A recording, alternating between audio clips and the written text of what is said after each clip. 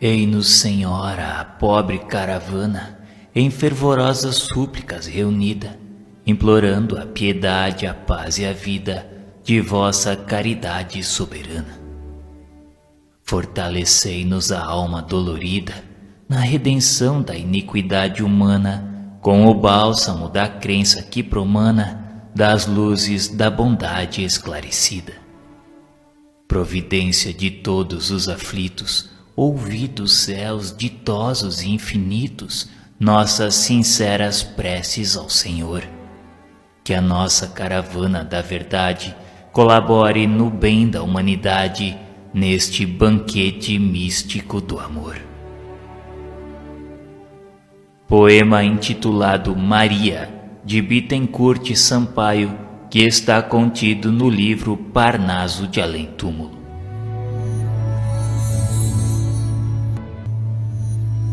O mais bonito não eram apenas as visitas que o Chico fazia com os grupos, mas sim aquelas anônimas que ele realizava pela madrugada, quando saía sozinho para levar seu conforto moral às famílias doentes, às pessoas moribundas. Às vezes era acompanhado por um amigo para assessorá-lo, ajudá-lo, pois já portava alguns problemas de saúde, mas sem que ninguém o soubesse desses problemas. Ele nunca se queixava de nada. Junto dessas famílias, ali estava a maior antena paranormal da humanidade dos últimos séculos, que se apagava todo esse seu potencial para chorar com uma família que tinha fome. Chico tinha o hábito em Pedro Leopoldo de visitar pessoas que ficavam embaixo de uma velha ponte numa estrada abandonada e que ruíra. Ia sempre ele, sua irmã Luísa e mais 2 ou 3 pessoas muito pobres de sua comunidade. À medida que eles aumentavam a frequência de visitas, os necessitados foram se avolumando e mal conseguiam víveres para o grupo, pois que os seus salários eram insuficientes e todos eram pessoas de escassos recursos. O esposo de sua irmã Luísa, que era fiscal da prefeitura, recolhia quando nas feiras livres havia excedente, legumes e outros alimentos, e que eram doados para distribuir anonimamente nos sábados à noite aos necessitados da ponte. Houve, porém, um dia em que ele, Luísa e suas auxiliares não tinham absolutamente nada. Decidiu-se então não irem, pois aquela gente estava com fome e nada teriam para oferecer. Eles também estavam vivendo com extremas dificuldades. Nesse interim, lhe apareceu o espírito do Dr. Bezerra de Menezes, que sugeriu colocasse algumas bilhas com água, que ele iria magnetizá-las para serem distribuídas, havendo ao menos alguma coisa para dar. Ele assim o fez, e o espírito benfeitor, utilizando-se do seu ectoplasma, bem como das demais pessoas presentes, fluidificou o líquido. A água adquiriu um suave perfume, e então o Chico tomou as garrafas e com suas amigas, após a reunião convencional do sábado, se dirigiram à ponte. Quando lá chegaram, encontraram umas 200 pessoas, entre crianças, adultos, enfermos em geral, pessoas com graves problemas espirituais, necessitados. Lá vem o Chico e Dona Luísa, gritaram. Chico levantou-se e disse: meus irmãos, hoje nós não temos nada. E narrou a sua dificuldade. As pessoas ficaram logo ofendidas, tomando atitude de desrespeito, e ele começou a chorar. Nesse momento, uma das assistidas levantou-se e disse: alto lá, meus irmãos, este homem e estas mulheres vêm sempre aqui nos ajudar, e hoje que eles não têm nada para nos doar, cabe-nos dar-lhe alguma coisa. Vamos dar-lhes a nossa alegria, vamos cantar, vamos agradecer a Deus. E enquanto ela estava dizendo isso, apareceu um caminhão varando à noite, carregado, e alguém lá de dentro gritou: quem é o Chico Xavier? Chico pensou: mas essa agora? Quando ele atendeu, o motorista perguntou se ele se lembrava de um certo doutor fulano de tal. Chico recordava-se de certo senhor de grandes posses materiais que vivia em São Paulo, que um ano antes estivera em Pedro Leopoldo e lhe contara o drama de que era objeto. Seu filho querido desencarnara e ele e sua esposa estavam desesperados. Ainda não havia o denominado correio de luz, eram comunicações mais esporádicas. Chico compadeceu-se muito da angústia do casal. Durante a reunião, o filhinho veio trazido pelo Dr. Bezerra de Menezes e escreveu uma consoladora mensagem. Então o cavalheiro disse-lhe: "Um dia, Chico, eu hei de retribuir-lhe de alguma forma. Mas como é que meu filho deu esta comunicação?" Chico explicou-lhe: "É natural esse fenômeno, graças ao venerando espírito Dr. Bezerra de Menezes, que trouxe o jovem desencarnado para este fim." E deu-lhe uma ideia muito rápida do que eram as comunicações mediúnicas. O casal ficou muito grato ao Dr. Bezerra de Menezes e repetiu que um dia haveria de retribuir a graça recebida. Foi quando o motorista lhe narrou: "Estou trazendo este caminhão de alimentos mandado pelo senhor fulano de tal, que me deu o endereço do centro onde deveria entregar a carga. Mas tive um problema na estrada e atrasei-me. Quando cheguei, estava tudo fechado. Olhei para os lados e apareceu-me um senhor de idade com barbas brancas e perguntou o que eu desejava. Estou procurando o senhor Chico Xavier", respondi. O senhor disse: "Pois olhe, dobre ali, vá até uma ponte caída e diga que fui eu quem o orientou." "E qual é o seu nome?" eu indaguei. "Meu nome é Bezerra de Menezes." Segui as recomendações e aqui estou eu, Chico. Trago esse caminhão cheio de mantimentos mandado pelo senhor fulano de tal. Nesse instante abriu o caminhão. O caminhão estava repleto de comida. As pessoas se aproximaram e começaram a recolher o caminhão. Levaram tudo. Chico agora tinha o sentimento de dever cumprido e ficou muito feliz.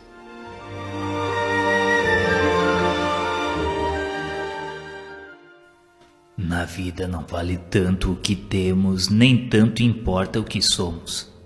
Vale o que realizamos com aquilo que possuímos e, acima de tudo, importa o que fazemos de nós. Chico Xavier.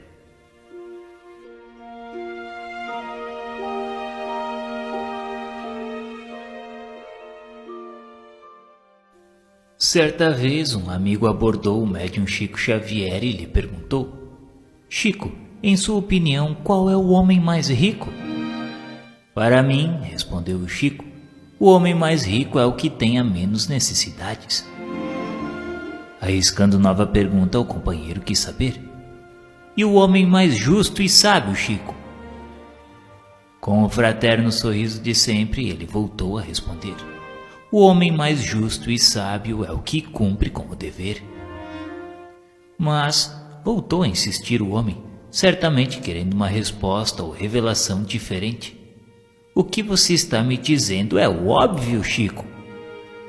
E sem parar o que estava fazendo e com a espontaneidade de sempre, Chico terminou dizendo: "Meu filho, tudo que está no Evangelho é o óbvio. Não existem segredos nem mistérios para a salvação da alma. Nada mais óbvio que a verdade. O nosso problema é justamente este. Queremos alcançar o céu vivendo fora do óbvio na terra."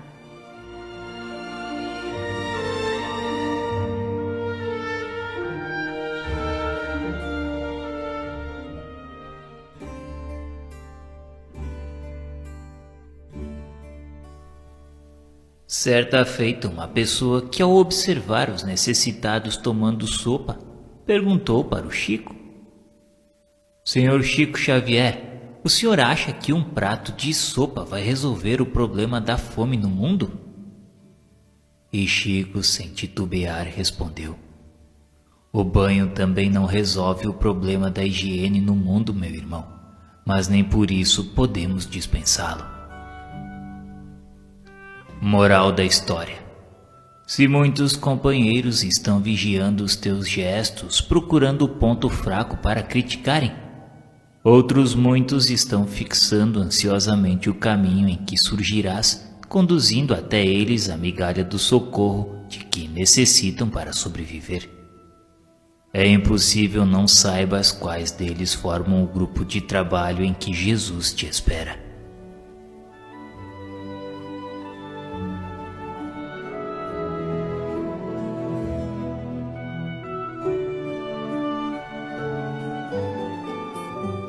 Outro caso muito curioso de Chico se chama o benzedor de cobras. Quando Chico estava na comunhão espírita cristã, certo casal de jovens fazendeiros aproximaram-se dele em público, buscando orientação tal que, de primeiro momento, nos pareceu infantil, mas trazendo-nos ao contrário interessantes ensinamentos. Procuramos o Senhor porque estamos apavorados, Chico.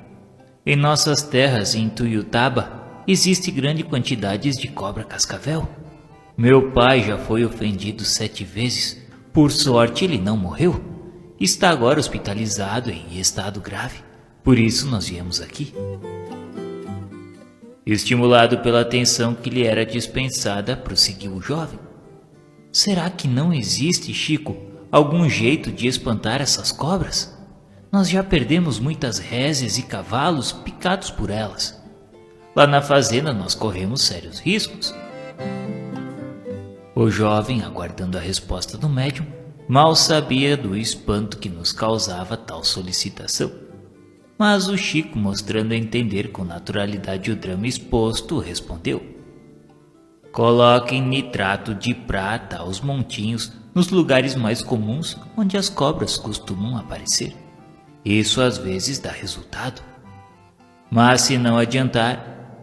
Nesse instante vimos então o médium de Pedro Leopoldo aprumar-se num gesto muito seu, sorridente, observando-nos surpresos. Procurem um benzedor. Alguém pode não acreditar, continuou Chico, mas eu, que sou do interior de Minas Gerais, conheço inúmeros casos que deram bons resultados com a benzedura. Vocês vão encontrar algum, asseverou Chico. Levem-no à fazenda. Mesmo se ele cobrar, paguem o que ele pedir. Quando ele fizer suas orações, as cobras irão embora. Mas como é que isso pode acontecer, Chico? Perguntou-lhe alguém. Chico respondeu: o benzedor naturalmente é médium de fluidos materializantes, e quando ele fizer suas orações, os espíritos que cuidam da natureza utilizarão esses fluidos, tocando as cobras dali para uma região de menos perigo. Percebendo talvez que desejariam pedir-lhe que fosse ele mesmo fazer tais orações, Chico antecipou-se bem-humorado, dizendo: mas se o Chico Xavier for lá, não vai adiantar nada. Elas não irão embora. A minha tarefa é somente com os livros.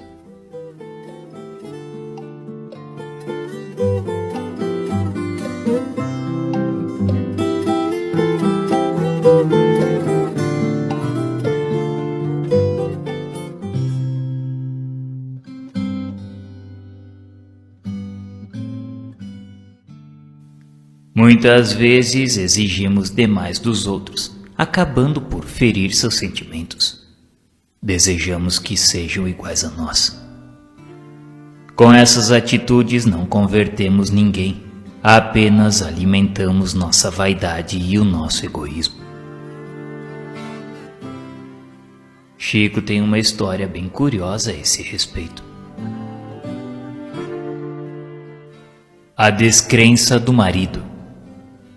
De outra vez, uma senhora muito emocionada adiantou-se para abraçar o Chico.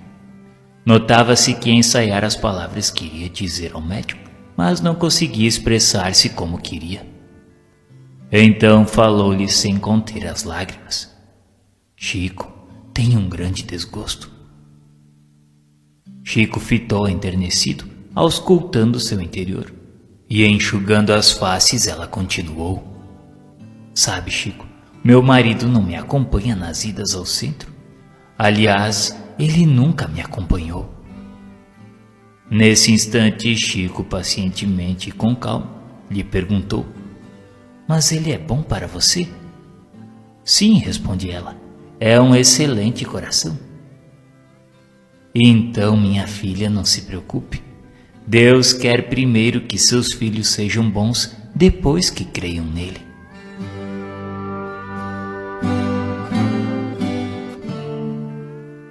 Visita aos presos. O segundo domingo do mês de maio, Dia das Mães, era o dia escolhido para a visita anual de Chico Xavier aos presos na cadeia pública de Uberaba. Na companhia de alguns poucos amigos, ele se dirigia para lá, onde tinha oportunidades de se encontrar com as mães que iriam visitar os seus filhos presos. Escolhi este dia, explicava Chico em conversa discreta conosco, porque também é o dia que as mães que têm filhos presos mais sofrem. Oh, coitadas, não é fácil para elas verem os filhos ainda tão jovens sentenciados à prisão. Enquanto esperávamos a liberação do delegado de plantão, Chico ia conversando com uma e com outra que dele se aproximava para receber algumas palavras de conforto. Impressionava-me o respeito com que Chico era tratado por todos, inclusive pelos próprios policiais que o tratavam como se ele fosse uma autoridade. No percurso pelos estreitos corredores, ele ia parando de cela em cela, com os presos a tratá-lo por tio Chico e a beijar-lhe as mãos por entre as grades, gesto que ele de imediato fazia questão de retribuir. Quantos somos aí dentro? Perguntava ao líder dos demais. A gente se entreolhava, anotando a lição. Quantos somos aí dentro? Interessante que Chico não fazia pregação alguma. Em cada cela entregava alguns cobertores, pois muitos dormiam no chão. Entregava também pães, doces e até cigarros. Nós não podemos vir aqui pregar moral para quem está preso, observava o Chico. Certa vez, nesse sentido, ele nos transmitira precioso ensinamento de Emmanuel. O criminoso é qualquer um de nós que foi descoberto. Se algum preso, porém, lhe pedisse um livro, ele fazia questão de anotar o nome e o número da cela, prometendo enviá-lo autografado. Eu nunca presenciei o Chico tentando converter alguém ao espiritismo. A pregação dele era através do exemplo, e assim ele tocava o coração de todos que se rendiam aos seus gestos de compreensão e bondade. Numa de suas visitas à cadeia, um companheiro tirou uma máquina fotográfica e tentou sacar uma foto dele com os presos apinhados à porta de uma das celas. Instintivamente os detentos recuaram e Chico então advertiu o amigo. Não, meu filho, não faça isso. Os nossos irmãos não querem publicidade. Imaginemos nós com nossas feridas expostas publicamente. Cada detalhe, a fim de não ferir ninguém, era observado por ele. De quando a quando, nos corredores da cadeia, uma mãe sofredora se aproximava, solicitando com o nome do filho preso, escrito num pedaço de papel: faça uma prece pelo meu filho, Chico. Vamos pedir, minha filha, vamos pedir, respondia ele, dobrando o papel e colocando no bolso do paletó, com infinita ternura na voz e no olhar. Esse era o verdadeiro apóstolo de Jesus. Não julgava ninguém, apenas se propunha a ajudar. Que possamos aprender sempre com o Chico, meus irmãos.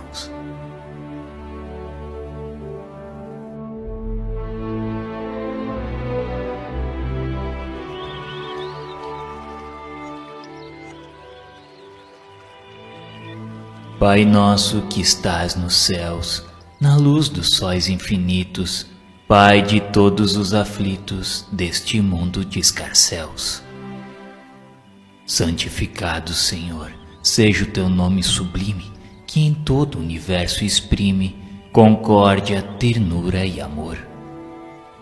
Venha ao nosso coração o teu reino de bondade, de paz e de claridade na estrada da redenção.